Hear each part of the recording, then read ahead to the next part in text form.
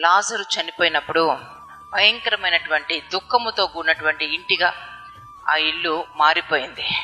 ఆ కుటుంబంలో ఉన్న మనుషులు బహువేదనతో, బాధతో, కనీసం బయటికి కూడా వారి జీవితాల్లో ఏ మాత్రము కనపరుచుకోలేనట్టుగా సంపూర్ణంగా వారి హృదయం అంతా దుఃఖముతో నిండి ఉంది. మీ జీవితాలు ఎలా ఉన్నాయి?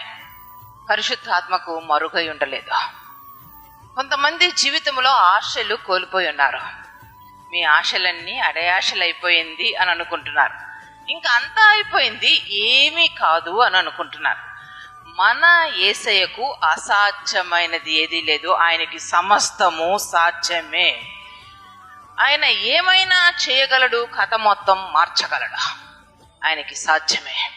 ఈరోజు నీ ఆరోగ్య పరిస్థితిలో ఎంతో వేదన, బాధ, ఇంకా అయిపోయింది, దీన్ని దేవుడు కూడా మార్చలేడు.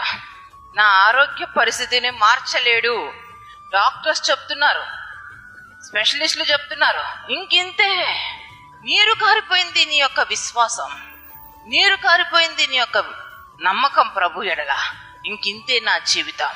మన దేవుడు సమస్తమును సాధ్యపరిచే దేవుడు. మన యేసయ్యకు అసాధ్యమైనది ఏదీ లేదు. నమ్ముట నీ వల్ల అయితే దేవుని మహిమను నువ్వు చూస్తావు. దేవునికి మహిమ కలుగును గాక.